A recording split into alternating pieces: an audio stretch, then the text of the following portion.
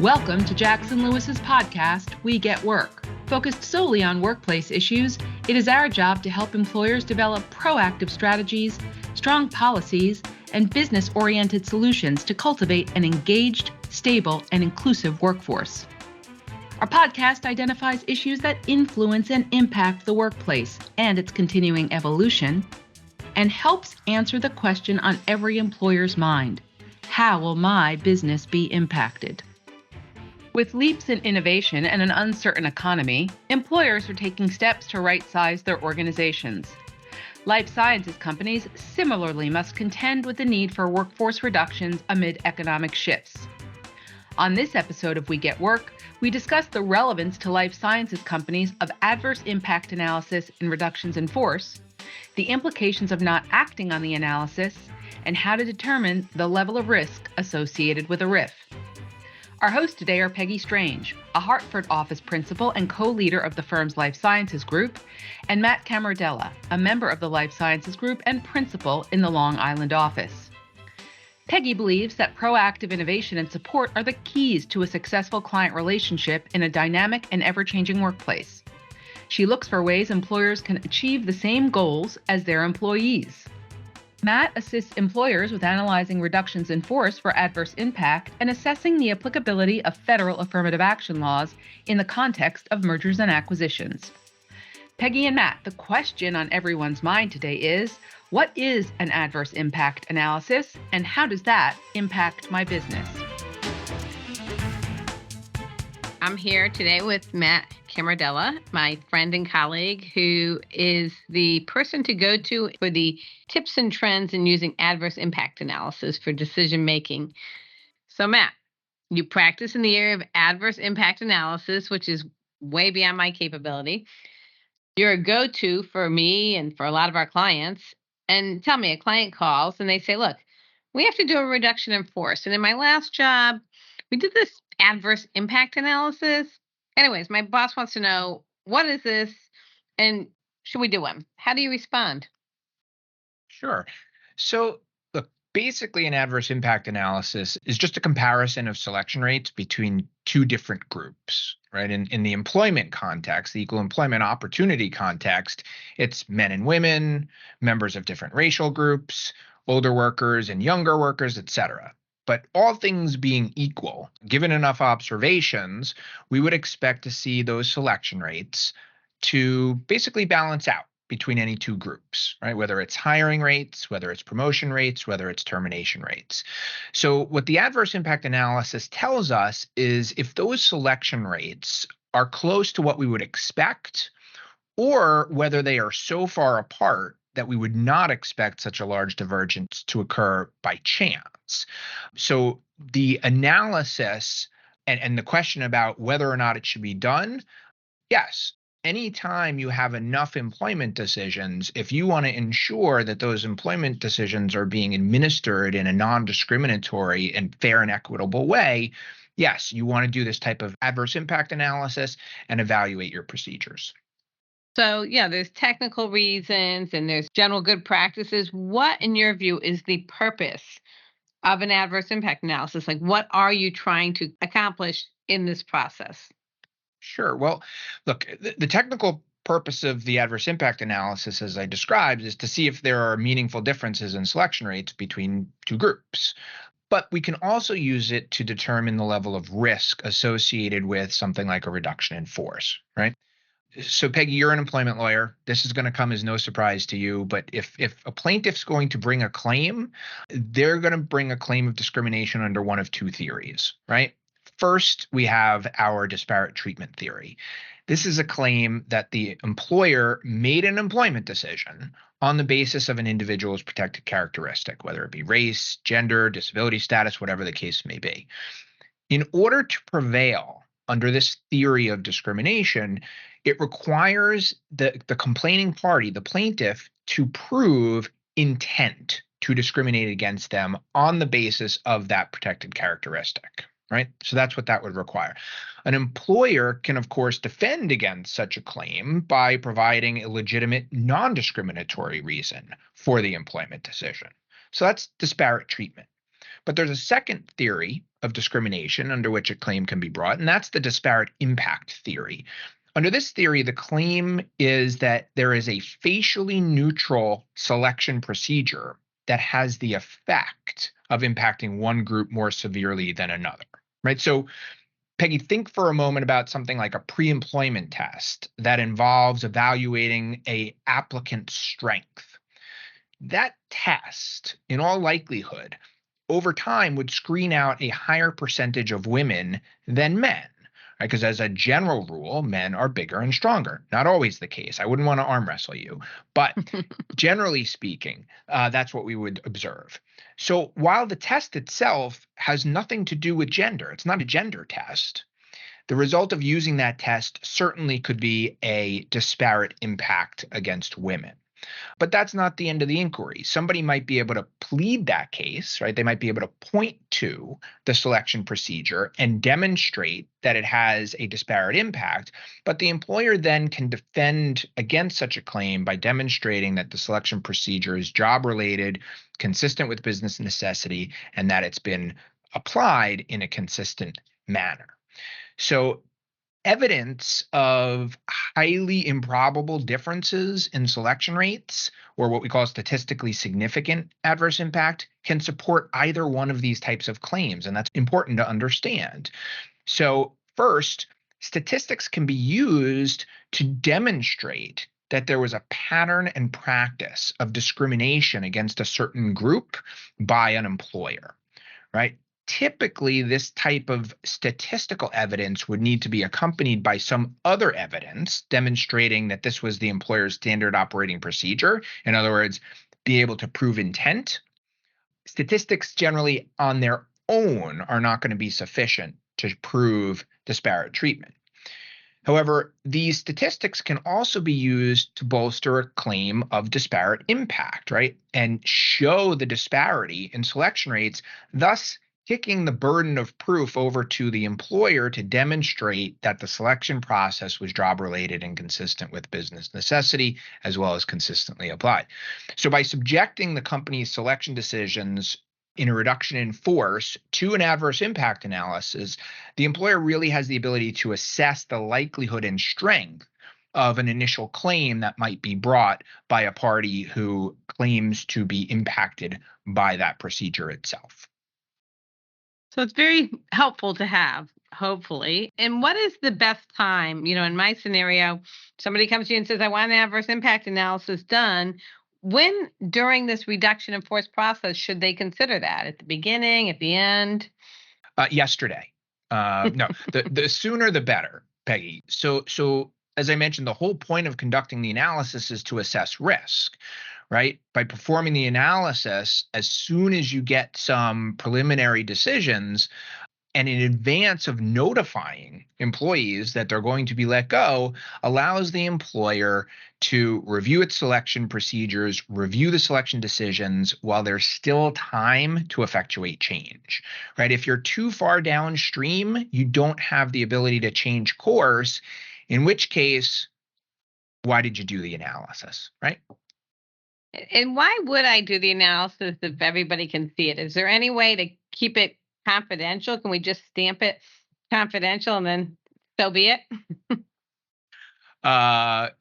Sort of, kind of, Peggy. So look, you're getting at whether or not we can keep the analysis privileged and confidential. And the short answer is probably yes, right? So if an employer engages counsel to direct the analysis for purposes of providing legal advice, well, then the employer can benefit from the attorney-client privilege, right?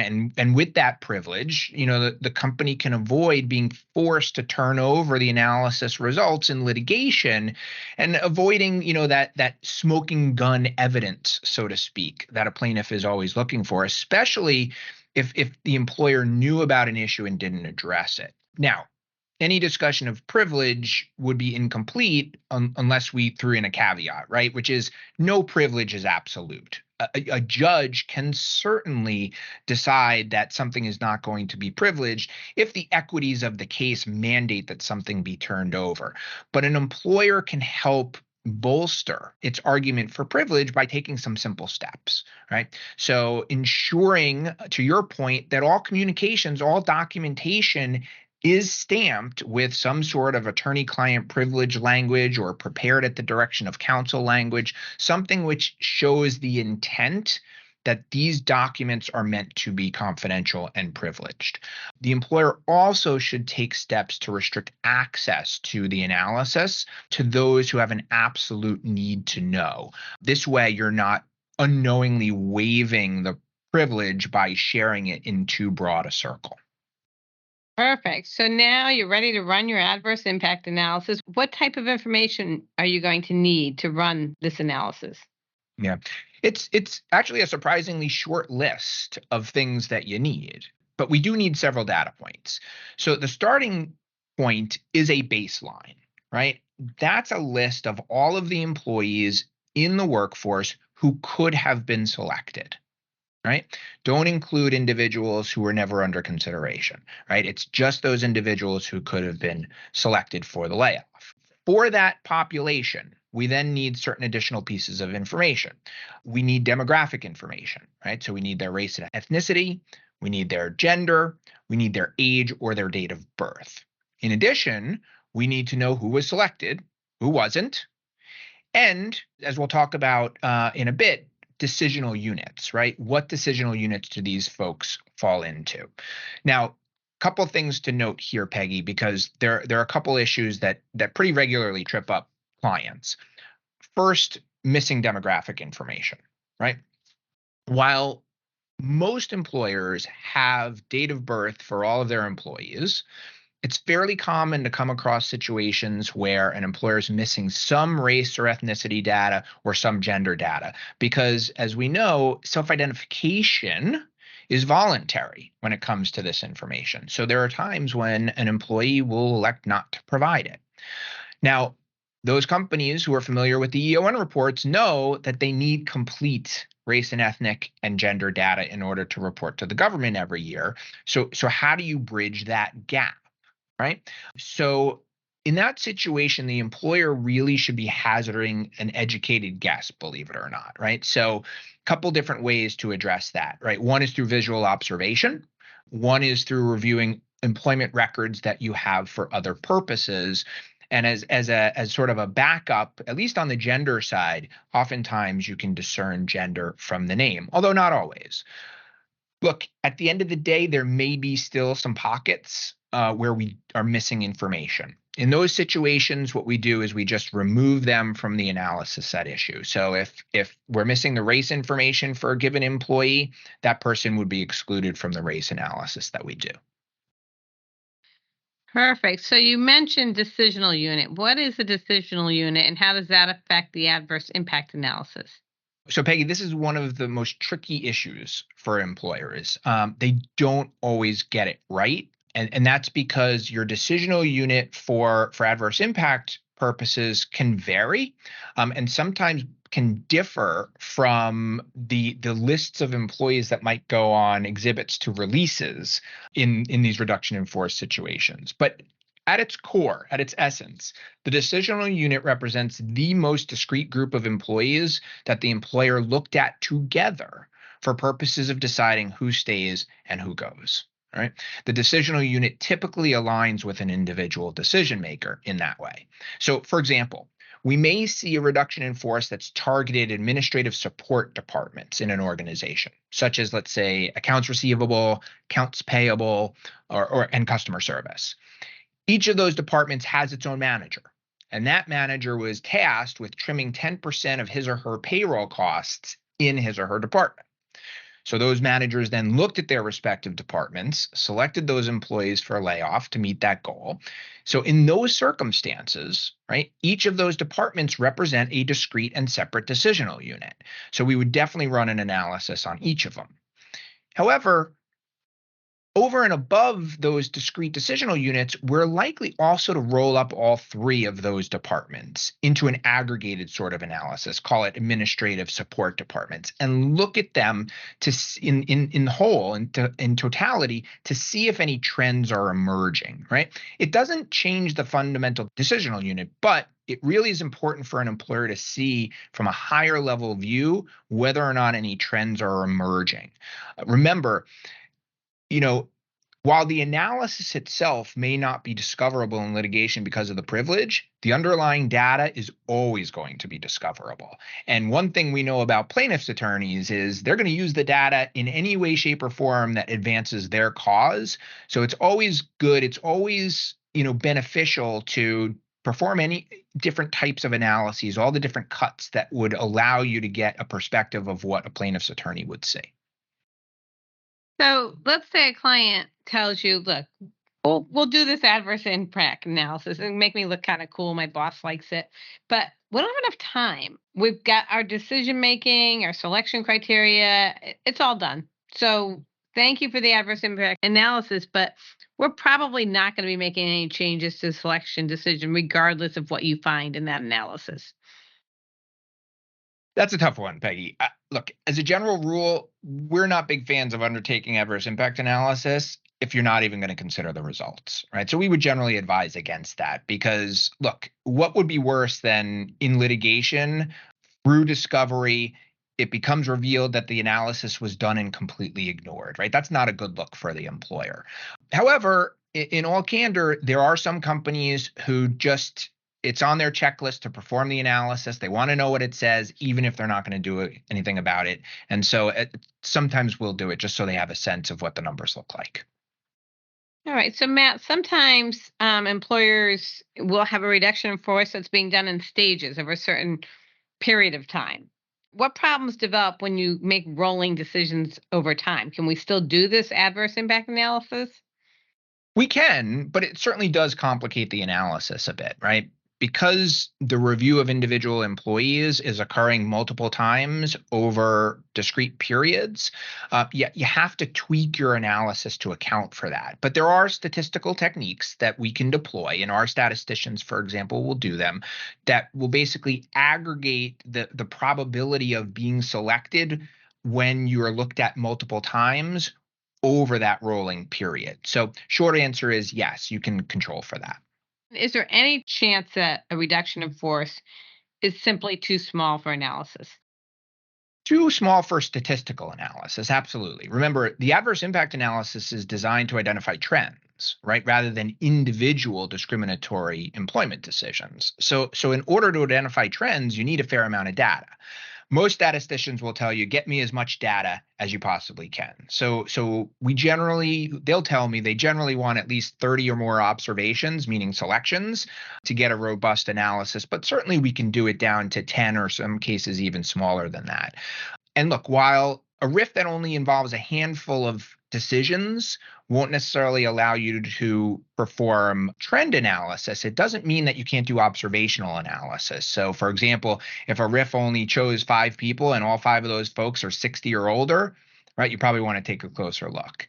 And one other call out here is, regardless of what the analysis says, it's always a best practice to look at high risk decisions anyway, such as those affecting individuals with a disability, those who are on leave or recently took leave, or those who filed a complaint against an employer. Eyeball those decisions and kick the tires a little bit, right? So here's the question that always comes up, right? The results of the adverse impact analysis, they're not good. They're bad. What does the company do? Should they change its decision to eliminate an indicator of adverse impact? What do you do with that information? Yep. Great question. So look, remember, if you have an indicator of adverse impact analysis, it does not mean that discrimination has taken place, right? Adverse impact indicators can be rebutted with the right evidence, as I described earlier. However, when we see adverse impact, we do want employers to go back and look at the decisions, right? Go back to the decision makers, review the process by which the decisions were reached. Does everything seem on the up and up?